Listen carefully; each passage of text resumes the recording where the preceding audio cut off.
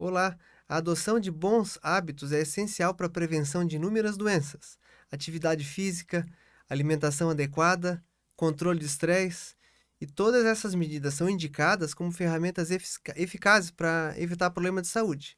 E também uma das mais frequentes é a recomendação para que o indivíduo tenha uma boa noite de sono. Quem não dorme bem compromete a própria qualidade de vida. Mas os tempos que vivemos parecem jogar contra o sono. Será que é isso mesmo? Será que nós não temos saída? Para falar sobre esse assunto, o Sua Saúde recebe hoje o médico Dr. Pablo Moritz, que é pneumologista e especialista em medicina do sono. Muito bem-vindo, Pablo. Obrigado aí pela tua Boa noite, participação. obrigado pelo convite, é uma honra. Muito legal. Me diz uma coisa, é isso mesmo? A vida moderna, ela é irreconciliável com a saúde do sono? O sono é uma das coisas que está sendo cada vez mais prejudicada. A gente tem trabalho de turno, né? A sociedade quer coisas funcionando 24 horas, precisa disso. A gente tem toda a luz, a luminosidade e as várias fontes atuais de um tipo de luz que nunca a gente não tinha fontes disso no nosso dia a dia, na nossa casa, no nosso automóvel. É, a gente tem cada vez mais estímulos, a gente tem cada vez mais hábitos que prejudicam o sono e ele vem sendo cada vez mais prejudicado. Mas e se eu decidir que eu quero trabalhar mais, eu vou fazer um monte de plantão e eu vou. Pra que dormir tanto? Dormir é perda de tempo, Pablo. O que que eu tenho que. É só eu dormir bem menos. O que que pode implicar isso aí pra minha saúde? Esse é um erro crasso, assim, que é encarar que o sono é uma perda de tempo, é um processo que é só descanso, né? Na verdade, ele é um processo ativo, altamente complexo, é uma necessidade do cérebro, primordialmente é uma necessidade do cérebro. Toda a fixação da memória, o aprendizado, todo o processamento de emoções, toda a saúde cerebral depende do sono adequado, na quantidade e na qualidade. E junto com isso, tem uma série de questões de regulação hormonal, de metabólicas, de imunidade que precisam que o sono seja na quantidade certa, na qualidade certa, que tenha a quantidade certa de sono profundo, que tenha pouca interrupção e que não tenha nenhum processo atrapalhando o que está acontecendo à noite. Então, é um processo ativo altamente complexo, com múltiplas funções que só podem ser exercidas durante o sono. Então, para a saúde do corpo, e principalmente para a saúde cerebral, é fundamental ter bom sono. É. É fundamental respeitar o tempo de sono adequado para cada faixa etária. Então, a gente vai falar de sono, a gente sempre fala que, assim, quanto mais jovem o cérebro, mais suscetível ele é. Mais ele precisa do sono para o seu desenvolvimento, porque todo o aprendizado, todo o desenvolvimento realmente cerebral na infância e na adolescência depende demais da quantidade e da qualidade do sono.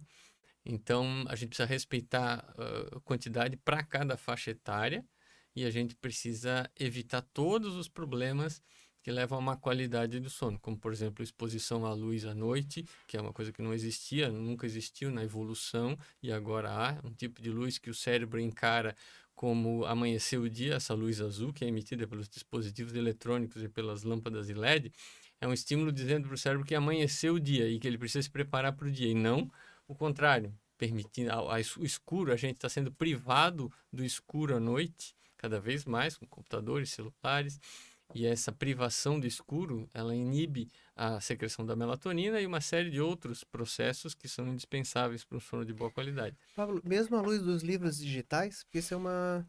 Por exemplo, o Kindle, né? Que tem uma luz que não, ela não é uma luz que vem na tua direção, ela ilumina o papel. Esse desenvolvimento desse tipo de...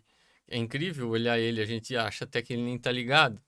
E esse desenvolvimento foi porque a ciência mostrou que isso é crucial, que realmente o impacto negativo da exposição à luz à noite é muito grande. Por isso, as empresas sérias estão se preocupando em desenvolver esse tipo de Então tecnologia, é que melhor não que assim, sejam. sem dúvida nenhuma, há como a gente se adaptar. Isso é evolução, a sociedade quer esse tipo de coisa, né, evolução eletrônica e trabalho em turnos 24 horas.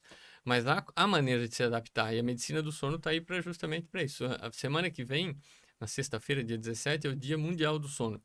E ao longo da semana que vem, a Sociedade Brasileira de Sono, ela comemora mais ou menos a Semana do Sono, justamente com informações para a sociedade, visando, assim, maneiras da gente se adaptar, né? Maneiras de a gente não cometer erros. A gente tem como, tendo conhecimento, tem como desviar dos erros, por exemplo, usando um leitor que não atrapalhe para poder ler à noite. Se não quiser ler papel, uma lâmpada fraquinha amarela à noite, né? Mas a questão toda é o horário disso. O problema não é, o problema é isso depois das 8, 9 da noite, é aí a questão, né? E de a gente ser, quanto mais próximo do início do sono, maior o impacto da exposição a qualquer fonte de luz, principalmente luz azul, que é o componente da luz Então, esse branca. tu estás insistindo bastante, eu estou considerando que é das coisas mais importantes aí para tu conseguires dormir bem e conseguir conciliar o sono no início da noite, é. Em termos de sociedade como um todo, a privação de sono é muito séria, principalmente para crianças e adolescentes, não respeitando, porque criança e adolescente precisa de mais tempo, precisa de 9 horas de sono. Isso não vem sendo respeitado e isso é um sério problema. A exposição à luz à noite é outro sério problema. E a gente tem as doenças do sono em geral, como a apneia do sono. Quer dizer, a apneia do sono é muito comum, principalmente por causa da epidemia de obesidade e por causa do envelhecimento da população. Mesmo excluindo a obesidade, o envelhecimento ele causa flacidez dos tecidos e aumenta a prevalência de apneia. E essa é uma causa de ter má qualidade do sono, é É isso? uma causa de fragmentação do sono importante, mesmo que a pessoa não perceba. Quem está roncando e tendo apneias, em geral, não percebe, especialmente quando é mais jovem. E com o passar dos anos é que vem as consequências, mas é uma das causas de fragmentação do sono. Então, falando agora de apneia do sono, então isso é parceiro, o parceiro percebe, ou e esse é o mais Isso. comum. E como que e a pessoa, qual é a dica para ela ficar desconfiada que o sono dela não tá bom? Sempre que o ronco não for só de barriga para cima, a força da gravidade causa em praticamente todos nós. Mas se ele ocorrer mesmo de lado, se for um ronco frequente, alto, todas as noites, se der a impressão que às vezes a pessoa está fazendo mais esforço para respirar do que deveria, isso é com certeza sinal de alerta, precisa ser investigado, porque mesmo que não cause nenhum sintoma, né? Mesmo que a pessoa, eu não me incomodo com o barulho, mas não é a questão do barulho, a questão é que isso aumenta a apneia do sono, aumenta o risco de doenças cardiovasculares, provoca pressão alta, aumenta o risco de infarto, de derrame cerebral e aumenta o risco de um envelhecimento não bem sucedido. A gente está falando aqui de saúde na população em dois aspectos. Um é no funcionamento, realmente, né? Infância, adolescência, aprendizado, controle uma boa regulação do humor, mas a gente também está falando de todo mundo quer envelhecer com saúde. E tudo o sono é uma das principais necessidades no envelhecimento. Quanto mais a gente envelhece, mais a gente precisa que o sono seja otimizado, que seja um sono bom para poder dar sobrevida para o nosso cérebro, O né? Pablo, e como fica os profissionais que trabalham à noite, né? A pessoa que faz plantão noturno, né? O profissional da segurança, da medicina, da enfermagem, que trabalha à noite e dorme de dia. Quais as dicas para, porque é mais difícil para esse pessoal. O trabalho em turnos, por si só, ele é considerado uma patologia. Não existe assim, uma forma de eliminar as consequências disso. Ou seja, as consequências vão existir, mas é uma coisa importante para a sociedade. Então, o ideal é que a pessoa fizesse isso por um período da sua vida e não a vida inteira. Mas existem maneiras de mitigar as consequências. Se a gente tiver conhecimento, assim, inverter total, né? Trabalhar de noite todas as noites e de dia é a situação, na verdade, mais fácil. O difícil é inverter um dia, outro dia não, um dia sim, um dia não, porque aí o relógio biológico ele fica desregulado, a gente passa a ter um estado de disrupção do relógio biológico. Mas a gente tem formas de mitigar isso. Isso é uma dos campos da medicina do sono, que é tratar trabalhador de turno para mitigar os efeitos deletérios da saúde, usando, controlando a exposição à luz em determinados horários, usando uma reposição de melatonina na dose certa, na hora certa, a atividade física, uma vida saudável, tentando compensar em outros aspectos. Não é fácil, mas é possível mitigar. Falasse agora na dose certa e na hora certa o uso da melatonina. Isso é vendido nos Estados Unidos assim livremente, né? Ou é sem E passou receita a ser médica? recentemente aqui no Brasil Passou a ser também, aqui no Brasil. né? Tem alguma. Essa é uma medicação que tem que tomar um cuidado? Sem dúvida, O que ela que é tu um recomenda? hormônio sendo um hormônio, é sempre muito difícil a gente acertar a dose. Pensar em usar melatonina isso deve ser muito bem orientado, porque existe a sobredose, é muito comum as pessoas usando 3 miligramas, 5 miligramas, que é um contrassenso, porque ela vai ficar tempo demais nos receptores, isso vai bagunçar mais ainda o relógio biológico. Então ela tem que ser usada com critério, na dose certa e na hora certa, e ela precisa ser acompanhada. Não adianta eu querer usar melatonina e achar que aí daí eu posso ficar na frente de uma tela até às 11 horas da noite, meia-noite, é hora de eu dormir, ou achar que meu filho daí pode ficar no tablet dele até a hora de dormir. Não, não funciona assim. Quer dizer, se houver, ela tem que ser acompanhada da restrição da exposição à luz, porque senão não vai ter o efeito desejado, a gente nunca vai conseguir ter o mesmo efeito da melatonina endógena, que seria liberada se não houvesse esse estímulo luminoso à noite. Boa. Então, é uma coisa que as pessoas vêm usando cada vez mais. Que bom que no Brasil a dose liberada foi menor, assim, tem se vendido doses mais fisiológicas nas farmácias, mas tem que ser usado com cuidado, com critério. E nos países mais desenvolvidos, que é usado há mais tempo, existem casos de intoxicação cada vez mais frequentes e o uso inadequado ele provoca mais problema do que ajuda. É, quais as doenças específicas mais comumente podem ser causadas ou agravadas pela falta de sono? Então, a gente costuma dizer que frequentemente os problemas do sono eles são esquecidos dentro do consultório do cardiologista, por exemplo. Quer dizer, as doenças do sono, principalmente a apneia do sono, porque ela cursa com baixa oxigenação e com descargas de adrenalina durante cada episódio de apneia, provoca isso. Então, isso aumenta muito as doenças cardiovasculares. Então, é a maior causa de pressão alta difícil de controlar, que precisa de 2 ou mais remédios e muitas vezes não é investigado. Então, então do cardiologista é importante. As doenças cardiovasculares estão muito relacionadas com os problemas do sono. A própria obesidade está muito relacionada, porque dormir mal provoca um desequilíbrio hormonal muito importante, com testosterona alterada, com hormônio do crescimento alterado, com grelina e leptina, que são os hormônios da saciedade e da fome alterados. As doenças psiquiátricas é muito importante, a gente vê muito assim, pô, já começou um tratamento psiquiátrico que é fundamental, mas não se olhou com atenção para o sono.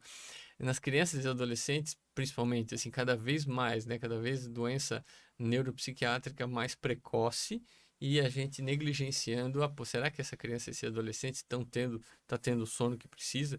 Porque a regulação do humor é inerente ao sono mais profundo, ao sono REM, o sono dos movimentos oculares rápidos.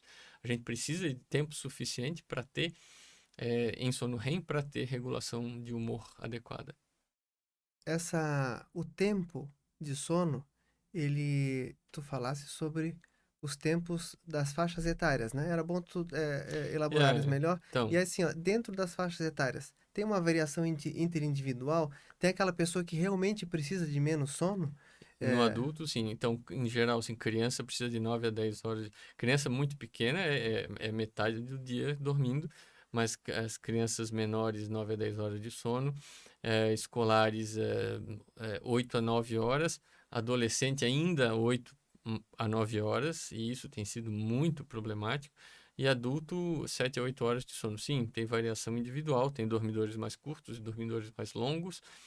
Isso é uma variação genética e quem é dormidor mais longo precisa respeitar isso. Não adianta a pessoa querer forçar a dormir pouco, porque ele vai ter consequências. E existe assim, à medida que a gente vai envelhecendo, o sono vai ficando mais frágil, né? Não é que exista menos necessidade de sono, mas ele vai se tornando mais frágil. A gente precisa de medidas para otimizar o sono no envelhecimento, que são muito importantes. Aí vai para assim, o ambiente adequado, atividade física durante o dia, exposição à luz pela manhã, que está faltando para muitos idosos, para poder regular o relógio biológico, assim, os hábitos em geral de vida adequados, saudáveis.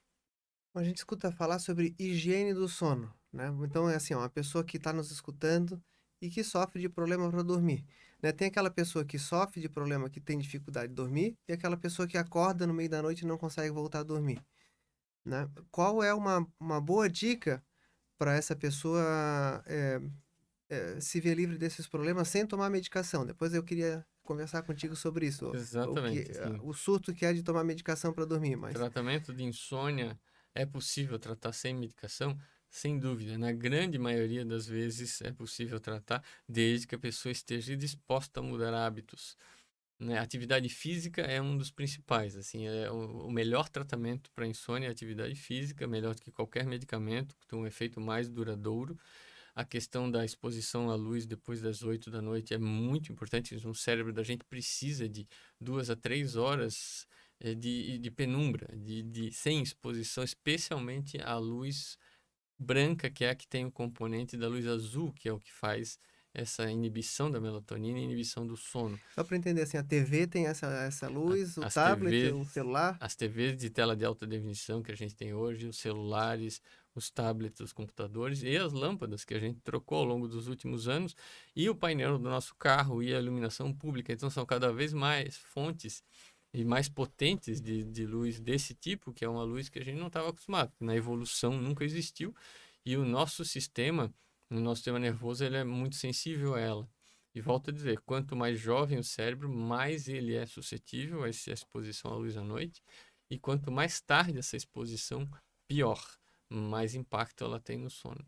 Então, é possível tratar insônia com atividade física, com redução da exposição à luz à noite, com uso saudável da cafeína, sendo com horários regulares, né, sem variar muito o horário. Tem muitas pessoas que têm o relógio biológico um pouco mais duro, elas têm mais dificuldade menos maleabilidade de hora, e precisam de horários mais regulares para deitar e para levantar. Ambiente de sono adequado, sem alguém roncando do lado, sem barulho da rua, temperatura, etc. Então a gente nariz é muito importante, via aérea, nariz desobstruído, então tratar qualquer obstrução nasal. Então tem várias coisas que a gente, na maioria dos casos, consegue resolver a insônia sem precisar de medicação e sem precisar de exame do sono, é só mudança de hábito. Tu indica o uso do som branco? Porque a pessoa, quando nem todo mundo vai conseguir ter uma redondeza sem barulho, né? O som branco seria o som de É, chiado que abafa os outros, se né? não houver possibilidade de isolamento acústico, essas maneiras, ou tampão de ouvido, tem alguns tampões que são bons, mas um sistema de som para contrapor o ruído ambiente pode ser usado sem problema nenhum. Isso pode funcionar, pode ajudar. E os medicamentos, né? Isso a gente cansa. Eu sou urologista, no meu consultório, olha, doutor, acabou aqui esse meu remédio aqui, não posso ficar sem, não prescreve aqui para mim porque isso é controlado. E aí todos os médicos não especialistas em sono estão aí a rodo prescrevendo, ajudando as pessoas prescrevendo remédio porque eles não conseguem dormir. Então há um surto, na minha opinião, de uso de medicação para dormir, principalmente sedativos, né? Como que tu orientarias esse uso de medicamentoso? Assim, ele é importante em determinadas situações, tratamento psiquiátrico. Mas para insônia, usar sedativo hipnótico, né, os famosos tarja preta, é sempre um tratamento que a pessoa não se satisfaz. Ele vai perdendo efeito rapidamente, ou seja, a tolerância que ele gera é bem importante. Ele gera dependência química, que a pessoa não consegue parar, se parar piora horrores a insônia, mas ela não consegue parar, continua a usar, mas ela não está satisfeita, porque o sono que ele dá não é um sono natural. Para a maioria, eu estou falando dos tarja preta, dos O controlados, né? Zolpidem também entra O nessa. Zolpidem, ele é a ferramenta que a gente tem, assim, para uso com parcialidade, com critérios, com menos consequências deletérias à saúde. Ainda assim, há dúvida se ele possa, ao longo, com uso prolongado, não é recomendado para quadros mais curtos, de curta duração, para uma solução assim, não usar todo dia, tentando usar a dose mais baixa possível, não todo dia, só quando realmente necessário. Aí a gente consegue um uso racional da medicação. Mas o uso continuado, desses que a gente renova essa receita para mim que eu uso há anos, senão eu não durmo. Em geral, assim, há 20 anos o que eu faço é tentar tirar as pessoas desse uso prolongado dessa dependência através do conhecimento, através da ciência, olha, se mudar hábitos, se a gente fizer alterar essas coisas na sua casa, funciona perfeitamente. Usar eventualmente a melatonina se precisar, mas é para diminuir o dano desses remédios, né? Tu falasse do exercício físico, isso a gente sempre ouviu, né? A pessoa que faz exercício físico libera endorfina, fica mais cansado e tem mais facilidade de dormir à noite. Tem importância o horário do exercício? Tem gente que só vai conseguir fazer exercício à noite, por exemplo. O exercício ativa também o corpo, né? Isso é Não é, ruim? o ideal não é fazer muito tarde da noite, porque a adrenalina que ele libera atrapalha o início do sono de algumas pessoas. E o ideal é não fazer à noite numa academia com iluminação super forte, porque aí são dois fatores que vão atrapalhar o sono. Mas a gente costuma dizer que se só puder fazer à noite, é melhor fazer à noite do que não fazer. E para a maioria das pessoas não atrapalha o sono. Então não deve ser encarado assim, se eu só posso fazer à noite, não vou fazer. Não. O ideal, claro, é fazer durante o dia, sem dúvida nenhuma.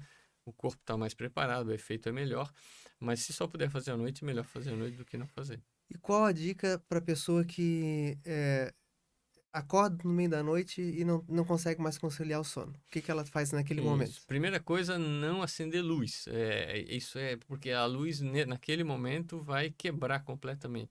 Segunda coisa, se tá na cama é melhor sair um pouco da cama e desviar a atenção para outra coisa e ter uma sala, um escritório que possa acender uma luz muito fraquinha, amarela, um tom amarelado, indireta, e fazer uma leitura para desviar os pensamentos, porque se a gente fica tentando dormir, lutando contra a insônia, isso gera estresse, gera ansiedade. Então, uma dica, uma técnica que funciona muito bem é desviar o foco, mas sem tomando cuidado de sem acender luz, procurar não se alimentar, porque alimento especialmente com carboidrato, ele é um carboidrato é energia que o corpo quer gastar e alimento à noite, quanto mais carboidrato, mais dificulta o sono. Então, algumas coisas podem ser feitas para tentar mitigar. E lembrar que, assim, se hoje eu dormir pouco, amanhã eu vou estar com mais sono e eu compenso amanhã. Então, e não tentar, assim, vou dormir até o meio-dia para compensar, porque isso quebra o relógio biológico. Então, isso a gente acabou não comentando, e eu acho importante também, a relação relacionada à comida, né? A comida, a refeição noturna. A É, refeição noturna tem que ser a mais leve possível, com o mínimo de carboidrato possível, que o carboidrato, ele realmente, principalmente carboidrato mais simples à noite, né? Quer dizer, pão, massa, ele tira o sono, isso prejudica. O álcool à noite, as pessoas acham que ajuda, mas ele ajuda a iniciar o sono, mas ele fragmenta o sono e provoca despertares à noite, faz a gente urinar mais à noite. Então, a refeição à noite é aquela regra de tomar café como um rei, almoçar como um príncipe e jantar como um mendigo. Realmente, isso é uma coisa que vale a pena para o sono. Na verdade, se achava que se eu tiver com fome eu não durmo bem, mas o corpo tende a querer economizar energia se ele não tem alimento e o sono é mais profundo. Então, não é, à noite realmente tem que ser muito leve. e a temperatura ambiente, a pessoa que acorda porque está com calor, a pessoa... Isso é muito importante, o controle da temperatura para uma temperatura adequada, o controle de ruído externo, cada vez o isolamento acústico do quarto é muito importante, faz muita diferença. E às vezes usar um tampão de ouvido adequado, porque tem alguns que não servem para muita coisa. Tudo que a gente puder fazer para otimizar o nosso sono, a gente deve fazer. Usar um dilatador para abrir um pouco o nariz, dormir de lado, nunca se deve dormir Tem de uma barriga para cima. temperatura que é considerada ideal para se manter o Não, quarto ou desde que varia a haja pessoa? o que ajuda no início do sono é uma queda na temperatura corporal. Isso ajuda bastante no início do sono. Então, se a gente tomar um banho mais quente e ligar um ar-condicionado por 1, 2 horas, isso já vai provocar essa queda na temperatura e vai facilitar enormemente o início do sono. Uma dica final aí para os nossos ouvintes, Paulo?